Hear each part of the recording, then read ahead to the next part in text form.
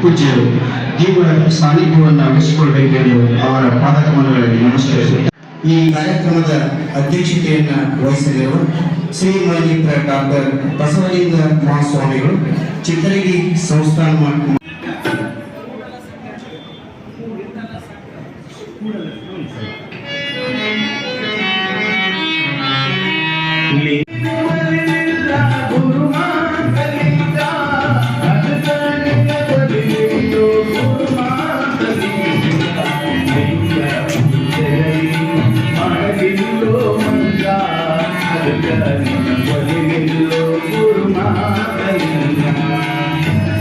ವಹಿಸಿದಂತ Shri Manipur doctor Basavalinga ಸ್ವಾಮಿಗಳು, ಚಿತ್ರಗಿ ಸಂಸ್ಥಾನ ಮಹಾಂತ ತೀರ್ಥ ಶಿರೂರು ಇವರನ್ನು ಕೂಡ ಈ ವೇದಿಕೆಗೆ ಹಾರ್ದಿಕವಾದ ಸ್ವಾಗತವನ್ನು ಕೋರುತ್ತೇನೆ.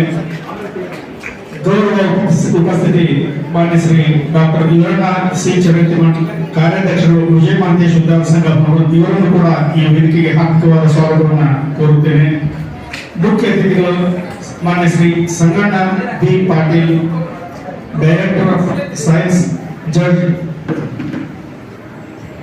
ರಿಟೈರ್ಡ್, ಇವರನ್ನು ಕೂಡ ಈ ವೇದಿಕೆಗೆ ಹಾರ್ದಿಕವಾದ ಸ್ವಾಗತವನ್ನು ಕೋರಬೇಕು. ಉಪಸ್ಥಿತಿ ಡಾಕ್ಟರ್ ಮಹಾಂತೇಶ್ ಎಸ್ ಕರ್ಪಟ್ಟಿ, ಗೌರವ ಕಾರ್ಯದರ್ಶಿಗಳು, ವಿಜಯ ಮಹಾಂತೇಶ್ ಉದ್ಯೋಗ ಸಂಘ ಇವರನ್ನು ಕೂಡ ಈ ವೇದಿಕೆಗೆ ಹಾರ್ದಿಕವಾದ ಸ್ವಾಗತವನ್ನು ಕೋರುತ್ತೇನೆ.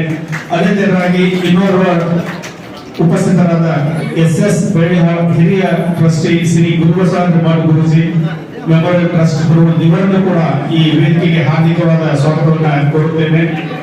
ಶ್ರೀ ಸಂಗಣ್ಣ ಎಸ್ ಚಿನ್ವಾಲ, ಕಾರ್ಯಾಧ್ಯಕ್ಷರು ವಿಜಯ ಮಹಾಂತೇಶ್ ಉಚಿತ ಪ್ರಸಾದ ನಿಲಯ ಇವರನ್ನು ಕೂಡ ಈ ವೇದಿಕೆಗೆ ಹಾರ್ದಿಕವಾದ ಸ್ವಾಗತವನ್ನು ಕೋರುತ್ತೇನೆ.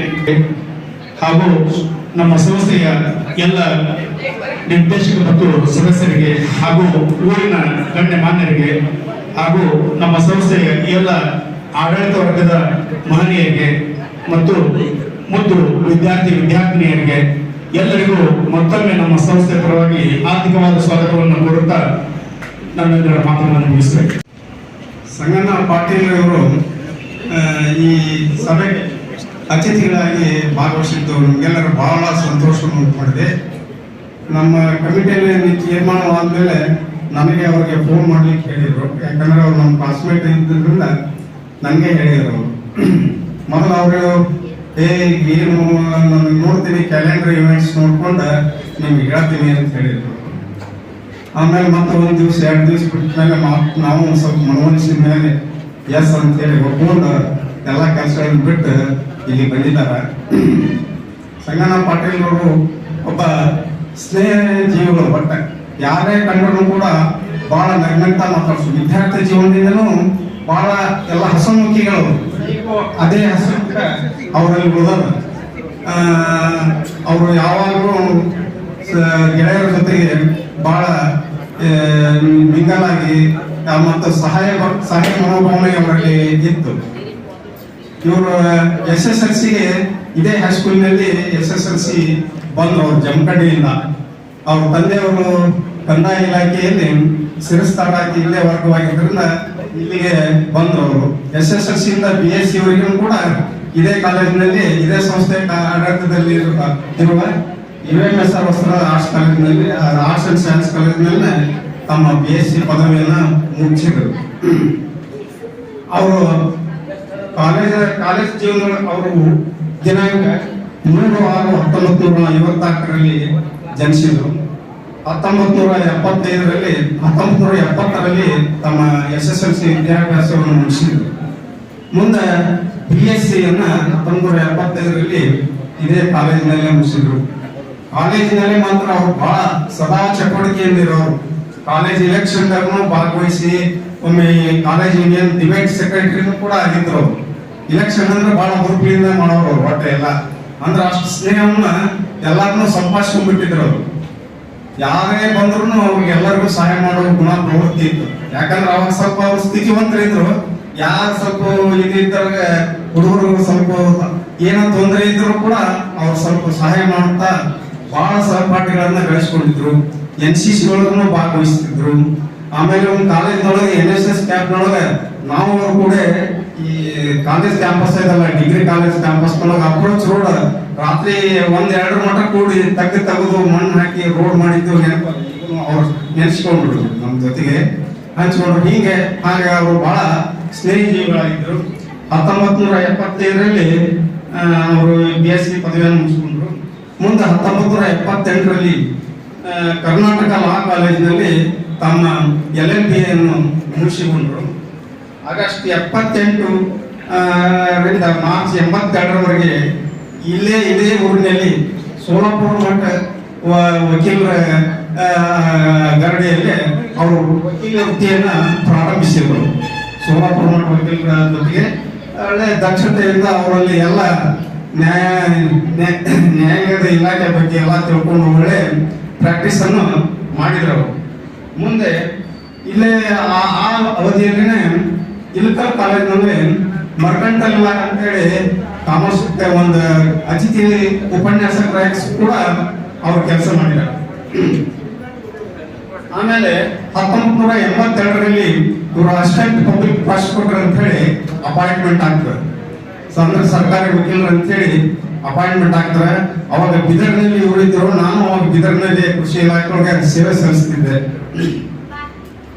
ಮುಂದೆ ಅವರು 1982 ಫೆಬ್ರವರಿಯಲ್ಲಿ ಜುಡಿಷಿಯಲ್ ಸರ್ವಿಸ್ ಒಳಗೆ ಸೇರ್ತಾರೆ. ಆಮೇಲೆ 1982 ಡಿಸೆಂಬರ್ ತಿಂಗಳಲ್ಲಿ ಅವರು ವಿವಾಹ ಆಗ್ತದೆ. ಅವ್ರ ಧರ್ಮಪತ್ನಿಯವರು ಶ್ರೀಮತಿ ಲೀಲಾ ಅವರು ಬಹಳ ಒಳ್ಳೆ ಸಭ್ಯಗ್ರಹಿಣಿ, ಒಳ್ಳೆ ಅತಿಥಿ ಸತ್ಕಾರವನ್ನು ಮಾಡಲಿಕ್ಕೆ ಹೆಸರಾದವರು, ಒಳ್ಳೆ ಅವರಂತೆನ ಅವರು ನಮ್ಮ ಮುಖದಿಂದನೇ ಇರ್ತಾರೆ. ಆಮೇಲೆ ಮುಂದೆ ಇವ್ರಿಗೆ 2 ಮಕ್ಕಳು. ಶಿರೀಶ್ ಇವರು ಈ ಸದ್ಯ USA ಸಾಫ್ಟ್ವೇರ್ ಇಂಜಿನಿಯರ್ ಆಗಿ ಕೆಲಸ ಮಾಡ್ತಾ ಇದ್ದಾರೆ. ಆಮೇಲೆ ಇನ್ನೊಬ್ರು ಬಸವರಾಜ್ ಅಂತ ಹೇಳಿ, ಬಸವರಾಜನ ಜೊತೆಗೆ ಈಗ ಅವರು ಬೆಂಗಳೂರಿನಲ್ಲೇ ನಿವೃತ್ತಿ ಜೀವನ ಅಲ್ಲೇ ಅವರು ಕಳೀತಾ ಇದ್ದಾರೆ.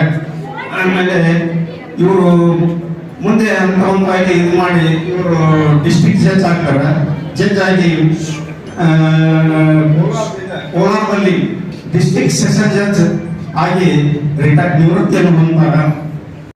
ದಿನ ಇಂದು ನಾವೆಲ್ಲ ಅವರನ್ನ ಅತ್ಯಂತ ಭಕ್ತಿಪೂರ್ವಕವಾಗಿ ಅವರನ್ನ ಸ್ಮರಿಸುತ್ತಾ, ಪ್ರಾತಸ್ಮರಣೀಯರು, ತ್ರಿವಿಧ ದಾಸೋಹಿಗಳು, ಮಾತೃ ಹೃದಯಿಗಳು, ಬಯಲು ಸೀಮೆಯ ಶಿಕ್ಷಣ ಶಿಲ್ಪಿಗಳು ಆಗಿ ನಮ್ಮೂರನ್ನು ಶಿಕ್ಷಣದ ಕಾಸಿಯನ್ನಾಗಿಸಿದ ದಿವ್ಯ ಚೇತನ ಪೂಜ್ಯ ಶ್ರೀ ಗುರು ಬಸವಾರ್ಯ ಮಠ್ ಗುರುಜಿಯವರು. ಇವರ ಜೀವನ ಸೇವಾ ಪರ್ವದ ಒಂದು ಮಹಾನ್ ಯಶೋಗಾಥೆ. ಇದು ಆರಂಭಗೊಂಡಿದ್ದು ಸ್ವಾತಂತ್ರ್ಯ ಪೂರ್ವದಲ್ಲಿ. ಆಗ ಭಾರತಾಂಬೆಯ ಮಕ್ಕಳು ಗುಲಾಮಗಿರಿಯಲ್ಲಿ ನಲುಗಿ ನಡುಗುತ್ತಿದ್ದ ಕಾಲ. ಸ್ವಾತಂತ್ರ್ಯ ಯೋಧರು ಹೊರಗಿನ ಸ್ವಾತಂತ್ರ್ಯಕ್ಕಾಗಿ ಹೋರಾಡುತ್ತಿದ್ದರೆ, ಶಾಂತಿ ಸಾಧಕರು ವಿದ್ಯಾರ್ಥಿಗಳ ಶ್ರೇಯೋಭಿವೃದ್ಧಿಗಾಗಿ ವರ್ಗದ ಕೋಣೆಗಳಲ್ಲಿ ಶ್ರಮಿಸುತ್ತಿದ್ದರು. ಅವರಲ್ಲಿ ಹುಣಗುಂದದ ತ್ಯಾಗಮಯಿಗಳಾದ, ಕಾಯಕ ಯೋಗಿಗಳಾದ ಲಿಂಗೈಕ್ಯ ಪೂಜ್ಯ ಶ್ರೀ ಗುರುಬಸವರ ಮಠ್ ಗುರುಗಳವರದು ಬಹುದೊಡ್ಡ ಕಾರ್ಯ. ಇವರು ಜನಿಸಿದ್ದು 1896 ಸೆಪ್ಟೆಂಬರ್ 6ರಂದು. ತಂದೆ ಮುನಿಯಯ್ಯ, ತಾಯಿ ಬಸವಾಂಬೆಯವರ ಪುಣ್ಯ ಉದರದಲ್ಲಿ ಜನಿಸಿದರು. ಬಾಲ್ಯದ ಶಿಕ್ಷಣವನ್ನೆಲ್ಲ ಹುಣಗುಂದದಲ್ಲಿಯೇ ಪೂರೈಸಿ 1909ರಲ್ಲಿ ಮುಲ್ಕಿ ಪರೀಕ್ಷೆಯನ್ನು ಬಾಗಲಕೋಟೆಯಲ್ಲಿ ವಾರದ ಮನೆಯಲ್ಲಿ ಉಂಡು ಬಹು ಶ್ರಮವಹಿಸಿ ಮುಗಿಸುತ್ತಾರೆ. ನಂತರ ಶಿಕ್ಷಣಕ್ಕಾಗಿ ವಿಜಯಪುರಕ್ಕೆ ಹೋಗಬೇಕಾದ ಕಾಲವದು. ಮನೆಯ ಆರ್ಥಿಕ ಪರಿಸ್ಥಿತಿಯಿಂದ ಶಿಕ್ಷಣವನ್ನು ಮುಂದುವರಿಸಲು ಕಷ್ಟವಾದಾಗ ದೈವದವರ ದಾನಿಗಳ ಸಹಾಯದಿಂದ 1919ರಲ್ಲಿ ಮೆಟ್ರಿಕ್ ಪರೀಕ್ಷೆ ಪಾಸು ಮಾಡಿದರು. ಅವರಲ್ಲಿ ವೈಯಕ್ತಿಕ ಸುಖಕ್ಕಿಂತ ಸಮಾಜದ ಸುಖಕ್ಕಾಗಿ, ಸಮಾಜದ ಹಿತಕ್ಕಾಗಿ ಏನನ್ನಾದರೂ ಮಾಡಬೇಕೆಂಬ ತುಡಿತ ಅಪಾರವಾಗಿತ್ತು. ಆಗ ಅವರ ನೆರವಿಗೆ ಬಂದವರೇ ಕರ್ನಾಟಕದ ಗಾಂಧಿ ಎಂದು ಖ್ಯಾತರಾದ ಹರ್ಡೇಕರ್ ಮಂಜಪ್ಪನವರು. 1920ರಲ್ಲಿ ಶ್ರೀ ಗುರುಬಸವಾರ್ಯ ಮಠ್ ಗುರುಗಳು ಆಲಮಟ್ಟಿಯ ವೀರಶೈವ ವಿಶ್ವವಿದ್ಯಾಲಯದಲ್ಲಿ 1 ವರ್ಷವಿದ್ದು ಅಲ್ಲಿಯೇ ತಮ್ಮ ಭಾವಿ ಜೀವನದ ಗುರಿಯನ್ನು ನಿಶ್ಚಯಿಸಿಕೊಂಡರು. ಮರು ವರ್ಷವೇ 1921ರಲ್ಲಿ ಹುಣಗುಂದದ ಆಂಗ್ಲೋ ವರ್ನಾಕ್ಯುಲರ್ ಸ್ಕೂಲಿನ ಮುಖ್ಯೋಪಾಧ್ಯಾಯರಾದರು. ಅವರು ಯಾವ ಪದವಿ ಅಧಿಕಾರವನ್ನು ಬಯಸಿದವರಲ್ಲ. ಒಂದೆಡೆ ಬಸವಣ್ಣನವರು ಹೇಳುವಂತೆ ಬ್ರಹ್ಮ ಪದವಿಯನ್ನೊಲ್ಲೆ, ವಿಷ್ಣು ಪದವಿಯನ್ನೊಲ್ಲೆ, ರುದ್ರ ಪದವಿಯನ್ನೊಲ್ಲೆ, ಇಂದ್ರ ಪದವಿಯನ್ನೊಲ್ಲೆ, ಮತ್ತಾವ ಪದವಿಯನ್ನೊಲ್ಲೆ ಕೂಡಲ ಸಂಗಮ ದೇವ ನಿಮ್ಮ ಸದ್ಭಕ್ತರ ಪಾದವನರಿಯುವ ಮಹಾ ಪದವಿಯನ್ನೇ ಕರುಣಿಸು ಎನ್ನುವ ಮನೋಭಾವ ಶ್ರೀ ಗುರುಬಸವಾರ್ಯ ಮಠ ಗುರುಗಳಾಗಿತ್ತು. ಗುರು ಬಸವನೆಂಬ ಜ್ಯೋತಿ ಮಾಯವಾಯಿತು, ಗುಣಗುಂಡ ಗ್ರಾಮವೆಲ್ಲ ದುಃಖವಾಯಿತು, ಗುಣಗುಂಡ ಗ್ರಾಮವೆಲ್ಲ ದುಃಖವಾಯಿತು. ವಿಜಯ ಮಹಂತೇಶನ ವರ ಪ್ರಸಾದದಿಂದ ಭೂಮಿಗೆ ಅವತರಿಸಿ ಜನ್ಮ ತಾಳಿ ಬಂದವರು ಕಷ್ಟ ನಷ್ಟ ಸಹಿಸುತ್ತ ಶಾಲೆಯ ಕಲಿತವರು ನಿಷ್ಠೆಯಿಂದ ದುಡಿಯಲು ಕಾಕುಟೆಯಲ್ಲಿ ಉಳಿದರು, ನಿಷ್ಠೆಯಿಂದ ದುಡಿಯಲು ಕಾಕುಟೆಯಲ್ಲಿ ಉಳಿದರು. ಲಿಂಗೈಕ್ಯ ನಾಗರಾಳ ಶ್ರೀಮಂತ ಸಂಗಪ್ಪನವರು ಹೆಚ್ಚಿನ ಅಭ್ಯಾಸಕ್ಕೆ ಬಾಗಲಕೋಟೆ ಕಳಿಸುವಾಗ ಲಿಂಗೈಕ್ಯ ಚಿತ್ತರಗಿ ಶ್ರೀ ವಿಜಯ ಮಹಾಂತೇಶ ಗುಡಿಯಲ್ಲೆರಡು ಉತ್ತರಿಡುತ್ತಾ ಹುಡುಗ ಜಾಣನಾಜಂದು, ಗುಡಿಯಲ್ಲೆರಡು ಉತ್ತರಿಡುತ್ತಾ ಹುಡುಗ ಜಾಣನಾಜಂದು.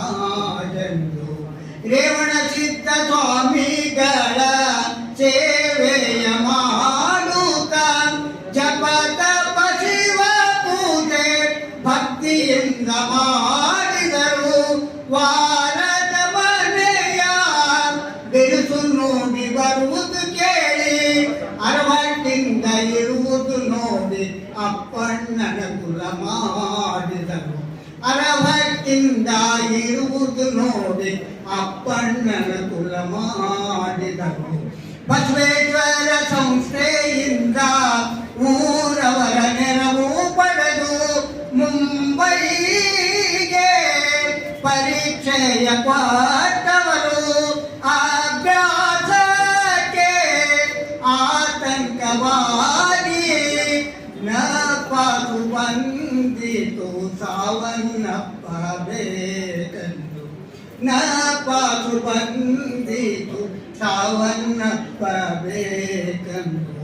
ಸಿದ್ದೇಶ್ವರ ಗುಡಿಯು ಒಳಗೆ ದೇವರ ದರ್ಶನ ಪಡೆದು ಮರಳಿ ಬರುವ ದಾರಿಯಲ್ಲಿ ಬೆಲವಂತ ಸ್ವಾಮಿಗಳು ಮಗುವೇ ನಿನ್ನ ಮುಖವೇಕೆ ಬಾಡಿದೆಯಪ್ಪ, ನಿನ್ನ ಭವಿಷ್ಯ ಉಜ್ವಲವಾಗಿದೆ ಯಾರಾದರೂ ಸಹಾಯ ಮಾಡುವರು, ನಿನ್ನ ಭವಿಷ್ಯ ಉಜ್ವಲವಾಗಿದೆ ಯಾರಾದರೂ ಸಹಾಯ ಮಾಡುವರು.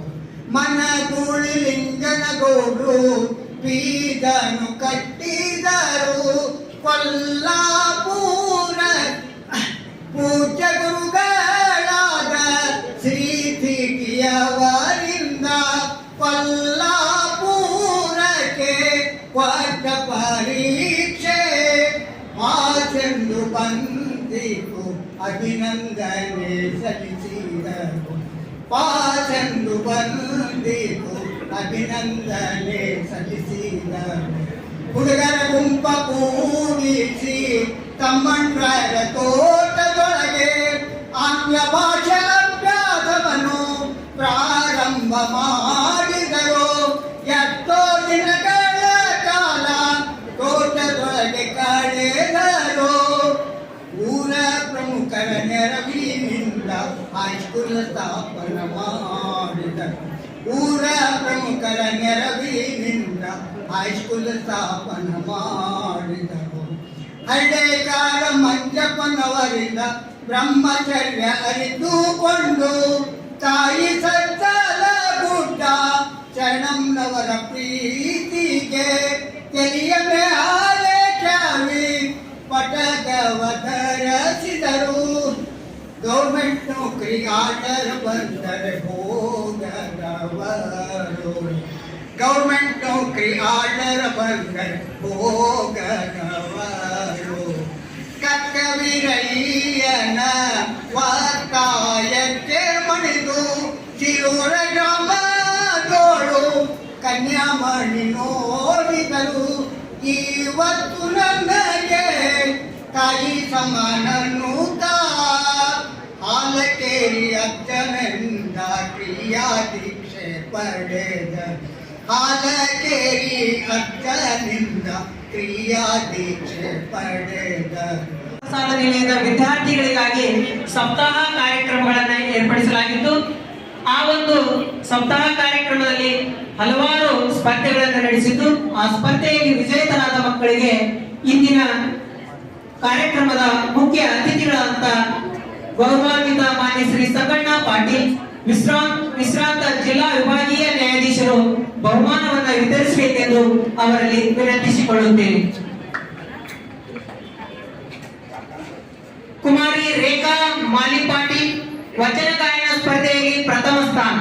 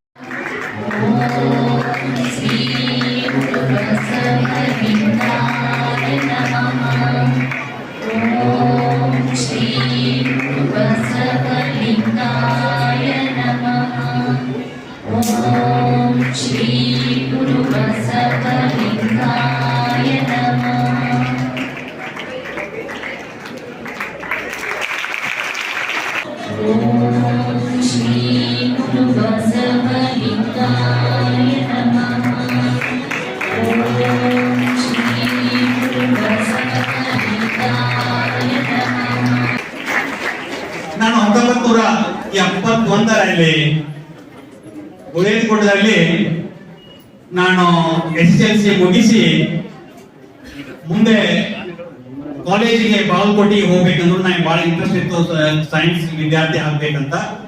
ಆದ್ರೆ ಒಂದು ಆರ್ಥಿಕ ಪರಿಸ್ಥಿತಿ ನಮ್ದು ಹೆಂಗಿತ್ತಪ್ಪ ಅಂತಂದ್ರೆ ಮಧ್ಯಾಹ್ನ ಊಟ ಸಿಕ್ಕರೆ ಸಾಯಂಕಾಲ ಸಿಗ್ತಿದ್ದಿಲ್ಲ, ಸಾಯಂಕಾಲ ಸಿಕ್ಕರೆ ಮಧ್ಯಾಹ್ನ ಇರ್ತಿದ್ದಿಲ್ಲ ಅಂತ ಒಂದು ಪರಿಸ್ಥಿತಿ ಇತ್ತು ನಮ್ಮ ಮನೆಯಲ್ಲಿ.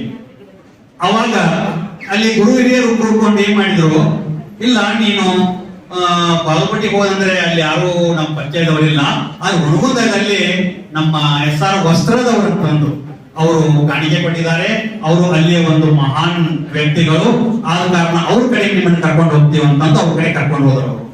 ಹೋದಾಗ ಆ ಮಹನೀಯರನ್ನು ಸಹಿತ ಇವತ್ತು ನಾನು ಸ್ಮರಣೆ ಮಾಡಲೇಬೇಕು.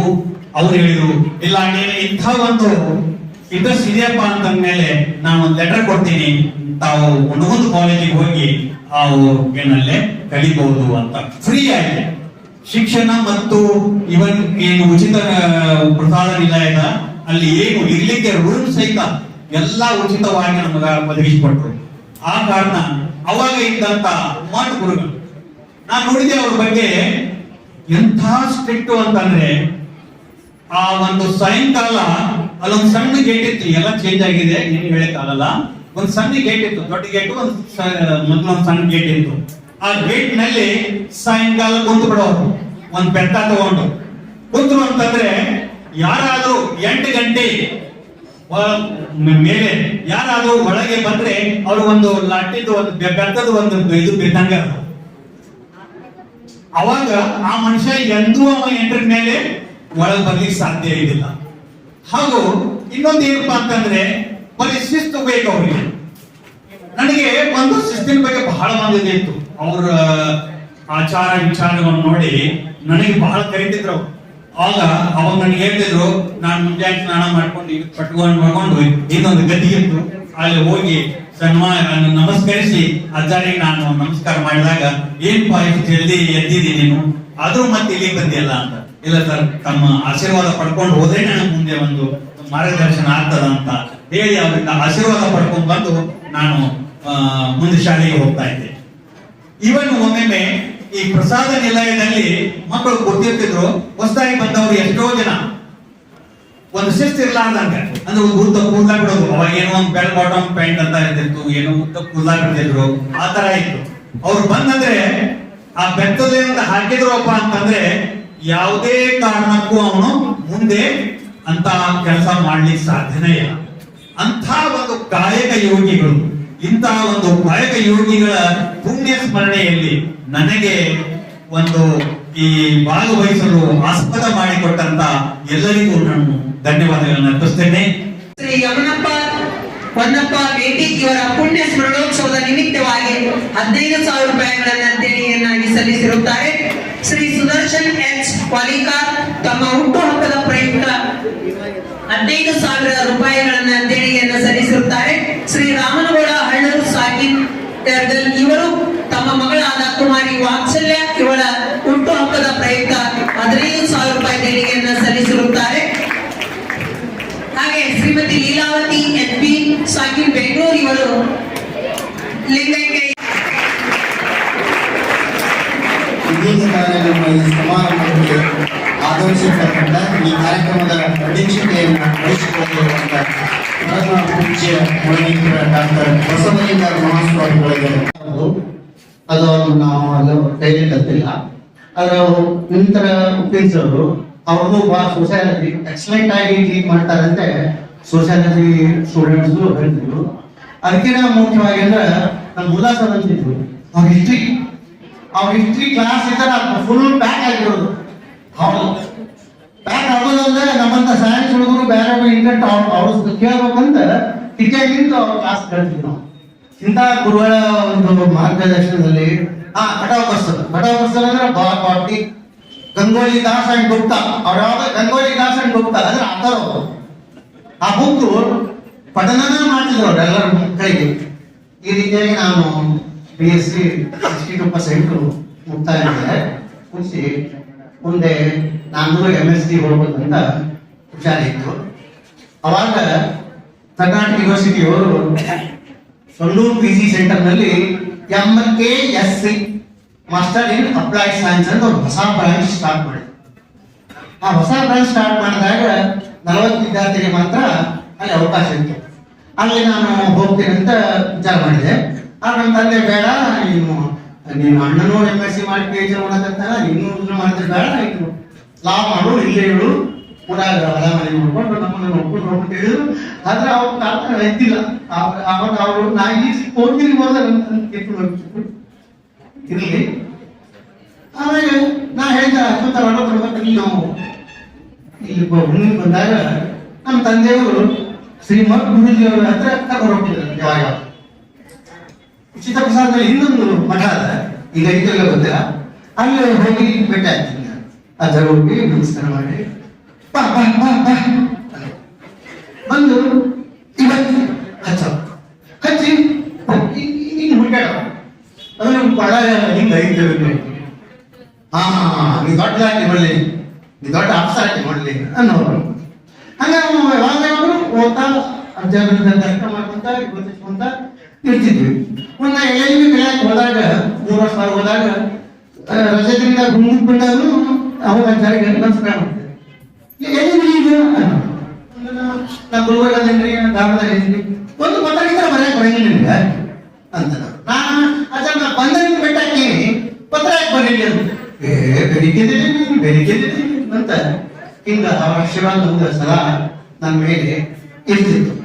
ನಾ ಈಗಾದ್ರೂ ಕೂಡ ಶ್ರೀ ವಿಜಯ ಮಹಾಂತೇಶ ಸಂಗಮನಾಥ ಶರಣ ಬಸವಯ್ಯ 3 ದಿನಾಲೂ ಪಠಣ ಮಾಡ್ತೀನಿ.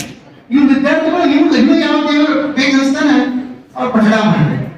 ಈ ವಿದ್ಯಾರ್ಥಿಗಳ ಬಗ್ಗೆ ಹೇಳ್ಬೇಕು ಅಂತಂದ್ರೆ ಈ ಯಾವಾಗಲೂ ಬೇಸಿಕ್ ಅಂತ ಒಂದು ಇರ್ತೈತೆ, ಎಲ್ಲಾ ಸಬ್ಜೆಕ್ಟ್ ಬೇಸಿಕ್ ಅಥವಾ ಫಂಡಮೆಂಟಲ್ ಅಂತ ಇದ್ದೇ ಇರ್ತೈತೆ. ಕನ್ನಡದಾಗ ಏನ್ ಬೇಸಿಕ್ ರೀ? ಕನ್ನಡದಾಗ ಈ ರಟ ಈಗ ಬೇಸಿಕ್ 1 2 2 4 ಇವು ಬೇಸಿಕ್. ಇದನ್ನ ಕಲ್ತ್ಕೊಂಡು ಬೇಸಿಕ್ ಕಲ್ಕೋಬೇಕು. ಬೇಸಿಕ್ ಆದ್ರೆ ಆಟೋಮೆಟಿಕ್ ಮುಂದಿನ ಪಾಠಗಳು ಸರಳ ಗೊತ್ತಾಗ್ತವೆ. ನಾನೊಂದು MASc ಯಾಕೆ ನಿಮಗೆ ಹೇಳಿದೆ ಅಂದ್ರೆ ಅವಾಗ 1975 MASc ಅನ್ನೋದು ಒಂದು ಸಬ್ಜೆಕ್ಟ್ ಆಗಿ ಕರ್ನಾಟಕ ಯೂನಿವರ್ಸಿಟಿ ಅವರು ಅಲ್ಲಿ ಒಂದು ಬ್ರಾಂಚ್ ಓಪನ್ ಮಾಡಿದ್ರು. ಈಗ ಮಾಸ್ಟರ್ ಇನ್ ಸಪ್ಲೈ ಸೈನ್ಸ್ ಅಂತ ಒಂದು ಯೂನಿವರ್ಸಿಟಿ ಇದೆ. ಅರ್ಥ ಆಯ್ತಾ ನಿಮಗೆ? ನಮ್ದಂತ ಒಂದು ಸಬ್ಜೆಕ್ಟ್ ಇದ್ದದ್ದು ಈಗ ಆ ಸಬ್ಜೆಕ್ಟ್ ಒಂದು ಯೂನಿವರ್ಸಿಟಿ ಆಗಿದೆ. ಅದೆಲ್ಲ ಆಗೈತಿಲ್ಲ, ನಾವು ಓದಿದ್ದು ಗ್ಯಾರಂಟಿ. ಹಂಗ ನಿಮ್ಮ ಮಕ್ಕಳು ಸ್ಟಿಕ್ ಆನ್ ಆಗಬಾರ್ದು ಒಂದೇ ರೀತಿ. ಈಗ ಪ್ರಪಂಚ ಬೆಳೀತಾ ಇದೆ, ಭಯಂಕರ ಬೆಳೀತಾ ಇದೆ, ಅದು ಫಾಸ್ಟ್ ಆಗಿ ಬೆಳೀತಾ ಇದೆ.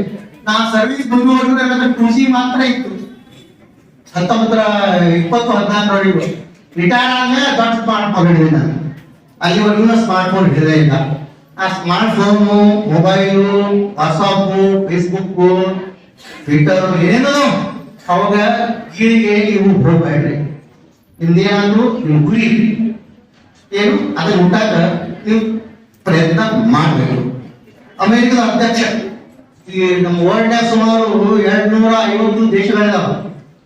ಅಮೆರಿಕದ ಅಧ್ಯಕ್ಷ ಮಕ್ಕಳಿಗೆ ಯಾವ ಚಟನೂ ಇಲ್ಲ, ಚೆನ್ನಾಗಿದ್ದು ಮೊಬೈಲು, ಫೇಸ್ಬುಕ್ ಇಲ್ಲ.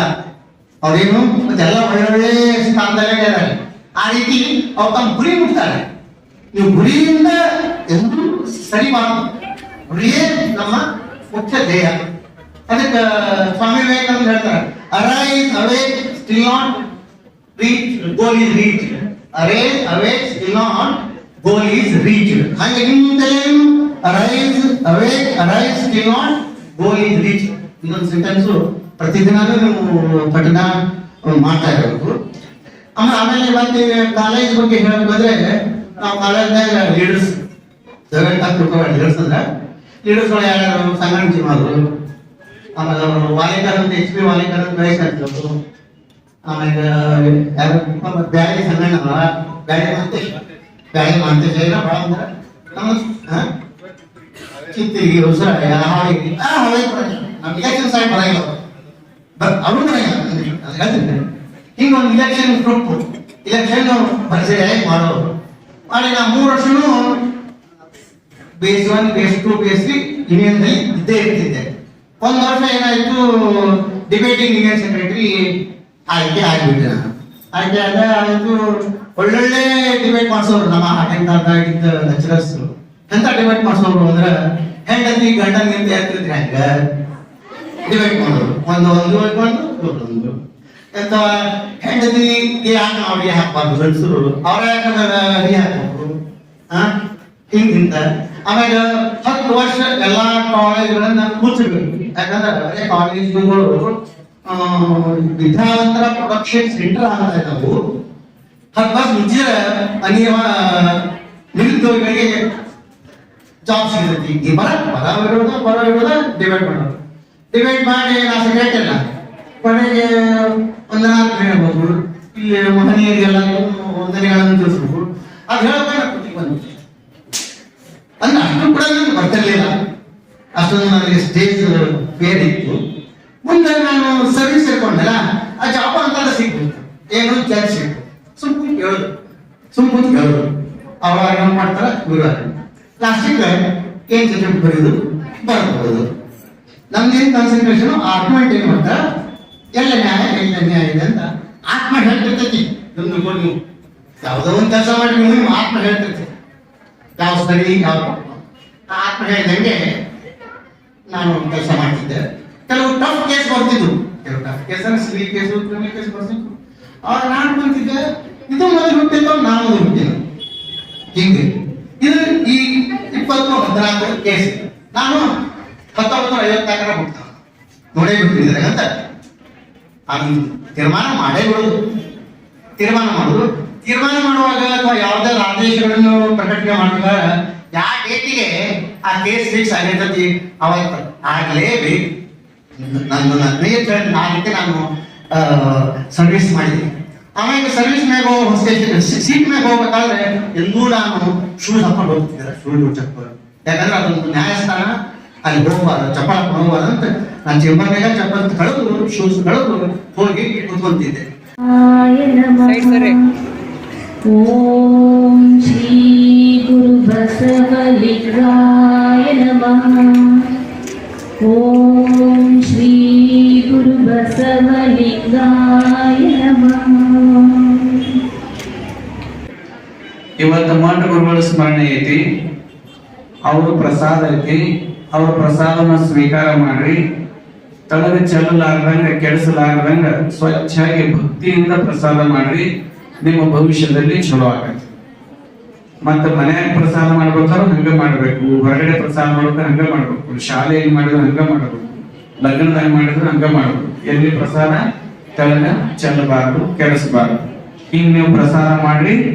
ನಿಮ್ಮ ಜೀವನದಲ್ಲಿ ಎಂದೂ ಅನ್ನಕ್ಕ ಕೊರತೆ ಆಗಂಗಿಲ್ಲ. ಯಾರು ಚಲ್ತಾರೋ ಇಷ್ಟಿಷ್ಟು ಬಿಡ್ತಾರ, ಇಷ್ಟು ನಿಡಿಸ್ಕೊಂತಾರೆ, ಇಷ್ಟು ತಿಂತಾರೆ, ಇಷ್ಟು ಬಿಡ್ತಾರೆ, ಹಿಂಗ್ ಚಲ್ತಾರ, ಅವ್ರಿಗೆ ಜೀವನದಲ್ಲಿ ಬಡತನ ಬರುತ್ತೆ. ಯಾರ ಅನ್ನಕ್ಕೆ ಬೆಲೆ ಕೊಡ್ತಾರ, ಪರಮಾತ್ಮ ನಮಗೆ 16 ವರ್ಷ ಬೇಕು. ಅದಕ್ಕೆ ಮನುಷ್ಯನ ಗಿಡಕ್ಕೆ ನೀರ್ ಹಾಕಿದ್ರೆ ಒಂದು 16 ವರ್ಷ ನೀರ್ ಹಾಕಿದ್ರೆ ಹೆಂಗ ಬೆಳಕೋ ಅಂತ ಬರ್ತೈತಿ. ಹಂಗ ಮನುಷ್ಯನ ವ್ಯಕ್ತಿತ್ವ ಕೂಡ ಒಂದೇ ರಾತ್ರಿ ಬೆಳೆಯಂಗಿಲ್ಲ. ಮನುಷ್ಯನ ವ್ಯಕ್ತಿತ್ವ ಬೆಳಿಬೇಕಾದ್ರೂ ಕೂಡ 16 ವರ್ಷ ಬೇಕು. ಈ ಶರೀರ ಬೆಳಿತೈತಿ. ಶರೀರ ಬೆಳಿಬೇಕಾದ್ರೆ ಏನ್ ಮಾಡ್ಬೇಕು? ಶರೀರ ಬೆಳಿತೈತಲ್ಲ, ಮತ್ತೆ ಈಟಿದ್ದು ದಿಡಬಾರ್ದಾಗತ್ತೆ. ಇದಕ್ಕೆ ಏನ್ ಮಾಡ್ಬೇಕು? ಊಟ ಹಾಕ್ಬೇಕು. ಆದ್ರೆ ವ್ಯಕ್ತಿತ್ವ ತಾನ ಬೆಳೆಯಂಗಿಲ್ಲ. ಅದು ವ್ಯಕ್ತಿತ್ವವನ್ನ ನಾವು ಬೆಳೆಸ್ಕೊಳ್ಬೇಕು. ಅದಕ್ಕೆ ಮನುಷ್ಯ ಹುಟ್ಟಿದ ಮೇಲೆ ಮನುಷ್ಯನಾಗಿ ಸಾಯುವುದು ಮುಖ್ಯ ಅಲ್ಲ, ತನ್ನ ವ್ಯಕ್ತಿತ್ವವನ್ನು ವಿಶಾಲ ಮಾಡಿಕೊಂಡು ಬೆಳೆಸಿಕೊಂಡು ಸಾಯುವುದು ಮುಖ್ಯ. ಯಾರ ವ್ಯಕ್ತಿತ್ವ ವಿಕಾಸ ಬೆಳಿತೈತಿ ಅವ್ರು ಸತ್ತ ನಂತರ ಅವ್ರ ವ್ಯಕ್ತಿತ್ವ ಜೀವಂತವಾಗಿ ಭೂಮಿ ಮೇಲೆ ಇರ್ತೈತಿ. ಇವತ್ತು ಮಠ ಗುರುಗಳಿದ್ದಾರೆ. ಮಠ ಗುರುಗಳಾಗ ಬೇಕಾದ ಮಂದಿ ಬೇಕಾದಷ್ಟು ಮಂದಿ ಸತ್ತಾರಿಲ್ಲ. ಆದ್ರೆ ಅವರೆಲ್ಲರೂ ಸ್ಮರಣೋತ್ಸವ ಮಾಡ್ತೇವೆ ಇಲ್ಲ. ಮಠ ಗುರುಗಳ ಸ್ಮರಣೋತ್ಸವ ನಾವೆಲ್ಲರೂ ಕೂಡಿ ಮಾಡ್ತೇವೆ. ಯಾಕ? ಅವ್ರಿದ್ದಾಗ ತಮ್ಮ ವ್ಯಕ್ತಿತ್ವವನ್ನ ಬೆಳೆಸಿಕೊಂಡು. ಹಂಗ ವ್ಯಕ್ತಿತ್ವವನ್ನ ಬೆಳಿಬೇಕಾತಂದ್ರ ಈಗ ದೇಹ ಬೆಳಿಬೇಕಾದ್ರೆ ಊಟ ಹಾಕ್ಬೇಕು, ಗಿಡ ಬೆಳಿಬೇಕಾರ ನೀರ್ ಹಾಕ್ಬೇಕು. ವ್ಯಕ್ತಿತ್ವ ಬೆಳಿಬೇಕಾದ್ರೆ ಏನ್ ಮಾಡ್ಬೇಕು? ಹೌದು, ಶ್ರಮ ಪಡ್ತಾರೆ. ಎಲ್ಲರೂ ಶ್ರಮ ಪಡ್ತಾರೆ. ಮುಂಜಾನೆ ಸಂಜೆ ಮಠ ಎಲ್ಲ ಕುಡಿತಾರೆ. ಶ್ರಮ ಪಟ್ಟವ್ರ ವ್ಯಕ್ತಿತ್ವ ಬೆಳಿತೈತೆ. ದಿನ ಶ್ರಮ ಪಡ್ತಾರೆ, ಹೌದಲ್ಲ? ವ್ಯಕ್ತಿತ್ವ ಬೆಳಿಬೇಕಾತಂತಂದ್ರೆ ಸತ್ಕಾರ್ಯಗಳನ್ನ ಮಾಡಬೇಕು.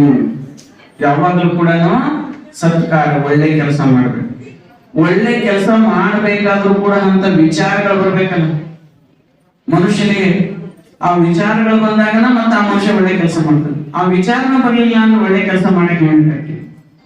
ಅದಕ್ಕೆ ಆ ವಿಚಾರ ಬೆಳಿಬೇಕಲ್ಲ, ವಿಚಾರ ಬೆಳಿಬೇಕು.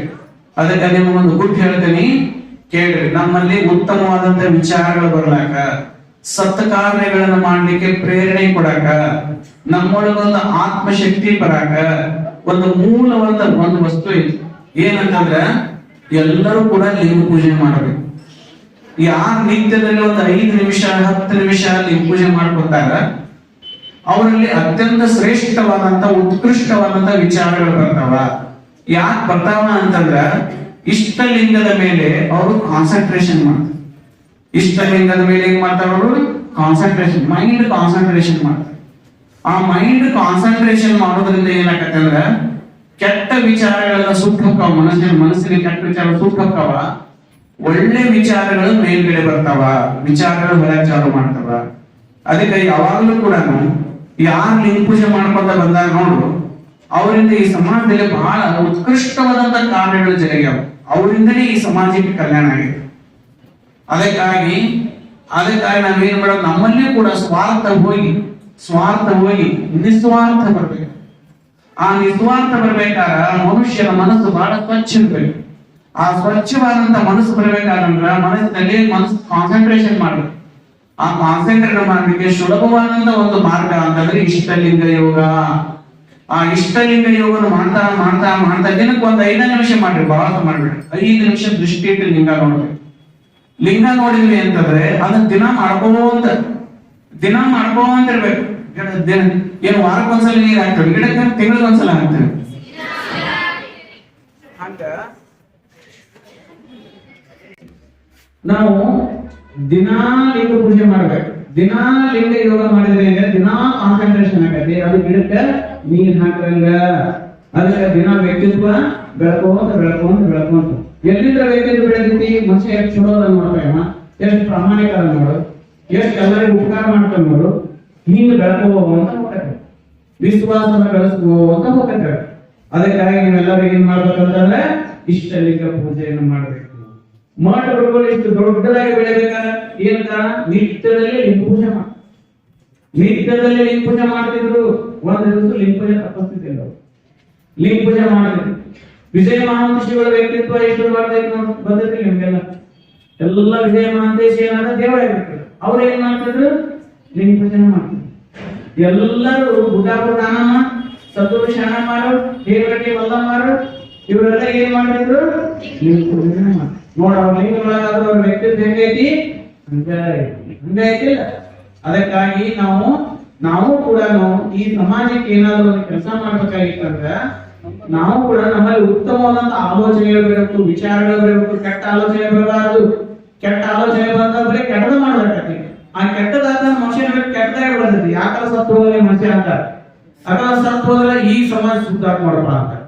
ಈ ಕಾರಣ ನಮ್ಮ ಸಮಾಜ ಒಬ್ಬ ಹುಳ ಇತ್ತ ಹೋದ ರಾಮ ಹಾಕೊಂಡಂತಾರೆ. ಹಂಗ ಅನ್ಸೋಬಾರ್ದು, ಹೌದಲ್ಲ? ಅವ ಹೋದ ಅಂತಂದ್ರೆ ಏನಪ್ಪ ಹೊರಟು ಬೆಳಕ ಹೋಗಲ್ಲ. ಅವ ಇದ್ದ ಎಷ್ಟು ಚಲೋ ಆಗಿತ್ತಪ್ಪ, ಅವ ಇಲ್ಲದಕ್ಕೆ ಹೆಂಗ್ ಎಲ್ಲಾ ಕಣ್ಣಾಗ ನೀರ್ ಬರ್ತ. ಹಿಂಗ ಅನಿಸ್ಕೊಂಡು ನಾವು ಹೋಗ್ಬೇಕು ಕಾಲಕ್ಕ, ಹೌದಲ್ಲ? ಅದಕ್ಕಾಗಿ ನಾವು ನಿತ್ಯದಲ್ಲಿ ಏನ್ ಮಾಡ್ಬೇಕಂದ್ರೆ ಲಿಂಗ ಪೂಜೆ ಮಾಡ್ಬೇಕು.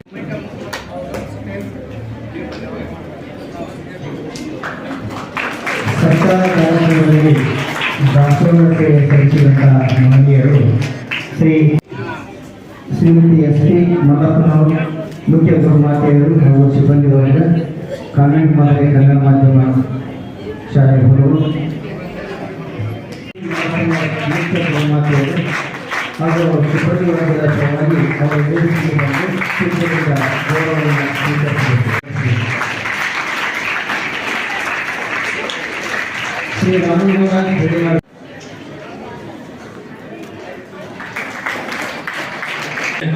ನಮಸ್ಕರಿಸುತ್ತಾ ವೇದಿಕೆ ಮೇಲೆ ಉಪಸ್ಥಿತರಿರುವಂತ ವಿಶ್ರಾಂತ ನ್ಯಾಯಾಧೀಶರಾದ ಸಂಗಣ್ಣ ಪಾಟೀಲ್ ಸಾಹೇಬ್ರೆ, ವೇದಿಕೆ ಮೇಲೆ ಆಶೀರ್ವಾದಂತ ಎಲ್ಲ ವಿಜಯ ಮಹಾಂತೇಶ್ ವಿದ್ಯಾವರ್ಗ ಸಂಘದ ಎಲ್ಲ ಪದಾಧಿಕಾರಿಗಳಿಗೆ ಹಾಗೂ ಉಚಿತ ಪ್ರಸಾದ ಎಲ್ಲ ಮಹನೀಯರಿಗೆ ನಮಸ್ಕಾರಗಳು. ಹಾಗೂ ಇವತ್ತಿನ ಈ ಕಾರ್ಯಕ್ರಮದಲ್ಲಿ ಈ ತಾವೆಲ್ಲ ಭಾಗವಹಿಸಿದಂತ ಎಲ್ಲ ಹುನಗುಂದ ಪಟ್ಟಣದ ಎಲ್ಲ ಗುರಿ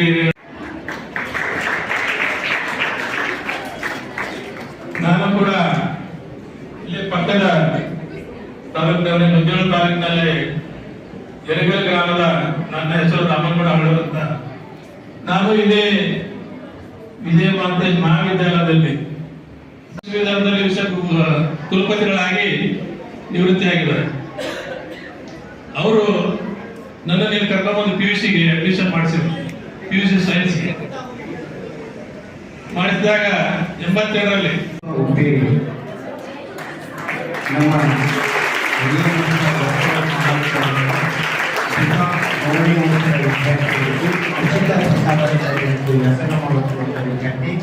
ಪ್ರತಿ ವರ್ಷ ಬಾಯಿಂದ ಕುಂಚವನ್ನು ಇಟ್ಟುಕೊಂಡು ಚಿತ್ರ ಬಿಡಿಸುವಂತ ಕಲೆ ಅದು ಸಾಮಾನ್ಯ.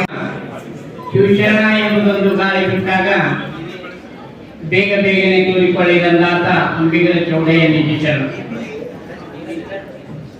ಸಕಲ ಜೀವಾವಳಿಗೆ ಲೇಖನೆ ಬಯಸಿದ ಬಸವಾದಿ ಶರಣರನ್ನ ಅದೇ ಮಹಾ ಬೆಳಗಿನಲ್ಲಿ ಬೆಳಗ್ಗೆ ಹೋದ ಪರಮ ತಪಸ್ವಿ ಪರಮ ದಾಸೋಹಿ ಚಿತ್ತರಿಗೆ ಚಿಜ್ಯೋತಿ ವಿಜಯ ಮಹಾಂತ ಶಿವಯವರನ್ನ ಮಠ ಗುರುಗಳನ್ನ ಡಾಕ್ಟರ್ ಮಹಾಂತ ಶಿವಯವರನ್ನ ಹೃದಯ ಮಂದಿರದಲ್ಲಿ ಸ್ಮರಿಸಿಕೊಂಡು ನಮ್ಮ ದೇಶದಾಗ ವಿಶ್ವದಾಗ ಬಹಳ ದೊಡ್ಡ ಸ್ಥಾನದ ಅಂಥ ಗುರುಗಳಾಗಿ ಹೋದ್ರು ಮಠ ಗುರುಗಳು. ಅವರಿಗೆ ಮೃತ್ಯು ಪರೀಕ್ಷೆ ಆಗಿತ್ತು, SSLC ಆಗಿತ್ತು, ಬೇಕಾದ ಹುದ್ದೆ ಕಲಿಸುವಂತ ಬೇಕಾದ ಹುದ್ದೆಗಳನ್ನ ಆಗಬೇಕಾಗಿತ್ತು. ಆದ್ರೆ ಹೇಳಿಲ್ಲ ಸರ್, ನೋಡಿ ಹೇಳಿಲ್ಲ, ಡೆಡಿಕೇಶನ್, ಡಿಟರ್ಮಿನೇಷನ್, ಡಿವೋಷನ್ ಇವೆಲ್ಲ ಎಲ್ಲರಿಗೂ ಬರಂಗಿಲ್ಲ. ಅದಕ್ಕೆ ನೋಡಿ, man is the image of god, man is rooted in god, he is the crest of creation. ಸೃಷ್ಟಿಯ ಮುಕುಟ ಮನುಷ್ಯ. ಅದಕ್ಕೆ 7 ಶರಣನಾದರೆ ಮಲಗಿರಬೇಕೆ, ಹೇಳುವುದಾದ್ರೆ ನಿಧಿಯಿಂದ ಹೇಳುವುದಲ್ಲ. ಹೆಂಗೆ ಹೇಳ್ಬೇಕು? ಇದೇ ಹೇಳಲ್ಲ. ಜಡ್ಜ್ ಸಾಹೇಬ್ರೆ ಏನ್ ಹೇಳ್ರಿ? ಏರಿ ಎದ್ದೇರಿ ಗುಡಿ ಮುಟ್ಟುವವರೆಗೆ. ನೋಡಿ, ನಿಮ್ಮ ಗುರಿ ಏನಿರ್ಬೇಕು ಅಂತಂದ್ರ ನೀವು ಸಹಿತ ಲಿಂಗ ಪೂಜೆ ಮಾಡ್ಕೋತ ಲಿಂಗ ಆಗ್ಬೇಕು, ಲಿಂಗ ಸ್ವರೂಪಿ ಆಗ. ನೋಡಿ, ಸಿದ್ದರಾಮೇಶ್ವರ ಹೇಳ್ತಾರ, ಶಿವ ಶಿವ ಶಿವ ಶಿವ ಶಿವ ಶಿವ ಶಿವ ಶಿವ, ಶಿವನಾಗಿ ಶಿವನ ಪೂಜೆ ಮಾಡೋ ಮನವೇ, ಹರ ಹರ ಹರ ಹರ ಹರ ಹರ ಹರ ಹರ, ಹರನಾಗಿ ಮುರಹರನ ಭಜಿಸೋ ಮನವೇ. ಯಾರು ಹೇಳ್ತಾರ ಅವರು? ಯಾರು ಹೇಳ್ತಾರ? ಯಾರಿಗೆ? ಹಾ, ಒಳಗೆ ಮನಸ್ಸಿಗೆ ಹೇಳ ಹಾಕ್ಯಾರ. ಯಾಕಂದ್ರ ಟೀನೇಜ್ ಇಸ್ ಮ್ಯಾರೇಜ್ ಅಂತ. ಅವ್ರ ಮೈಂಡ್ ಇಸ್ ಮೈಕಿ, ಅವ್ರ ಬಾಡಿ ಇಸ್ ಡಾಂಕಿ ಅಂತ. ಅದಕ್ಕೆ ಆ ಮಂಗನಂತ ಮನಸ್ಸನ್ನ ಏನ್ ಮಾಡ್ಬೇಕು? ಲಿಂಗ ಮಾಡ್ಬೇಕು. ಅದಕ್ಕೆ ಅದವ್ರು ಏನ್ ಹೇಳಿ ನಿಮ್ಗೆ? ಲಿಂಗ ಪೂಜೆ ಮಾಡ್ಕೋರಿ. ಒಂದ್ 5 ನಿಮಿಷ ಏನ್ ಹೇಳು? ಹಾ, ನೋಡಿ, ಒಬ್ರು ಮುಳುಗುಂದ ಮಹಾಂತ ಶಿವಗಳಾಗಿ ಹೋದ್ರು. ಹೇಳ್ತಾರ, ಸಂಸಾರದಿಂದ ಸದ್ಗತಿ ಉಂಟು ಕೇಳ ಮಗನೇ. ಸಂಸಾರ ಕೆಟ್ಟಂತ ಹೇಳಿಲ್ಲ ಜನರು, ಸಂಸಾರದಿಂದ ಸದ್ಗತಿ ಉಂಟು ಕೇಳ ಮಗನೇ. ಸಂಸಾರ ಬಂಧನ ಅಲ್ಲ, ಅದು ಸದ್ಗತಿ ಅನ್ನೋದು. ಹೆಂಗಿರ್ಬೇಕು? ಇವರೆಲ್ಲ ಹೆಂಗ ಬಸವಾದಿ ಪ್ರಮುಖರಿಗೆ ಏನು ಸಂಸಾರವಿದ್ದಿಲ್ಲವೇ? ಹೆಂಗ್ ಮಾಡ್ತೀವಿ ಸಂಸಾರ? ಸತ್ಯ ಶುದ್ಧ ಕಾಯಕ, ನಿತ್ಯ ಲಿಂಗಾರ್ಚನೆ, ಭಕ್ತಿ ದಾಸೋಹ. ಬರೇ ದಾಸೋಹ ಅಲ್ಲ, ಭಕ್ತಿ ದಾಸೋಹ, ಪ್ರಸಾದ, ಅನುಭವ, ವಿಲೂಷಣ ಜೀವನ, ಎಕ್ಸ್ಪೀರಿಯನ್ಸ್ ಬೇರೆ, ಮಿಸ್ಟಿಕಲ್ ನಾಲೆಜ್ ಬೇರೆ. ಅನುಭವ, ಅನುಭವದ ಪ್ರಯೋಜನ ಆಗಬೇಕು. ಅದಕ್ಕೆ ಲಿಂಗ ಪೂಜೆ. ತಕ್ಕೋರಿ ನೀವು ಹೋರಿ.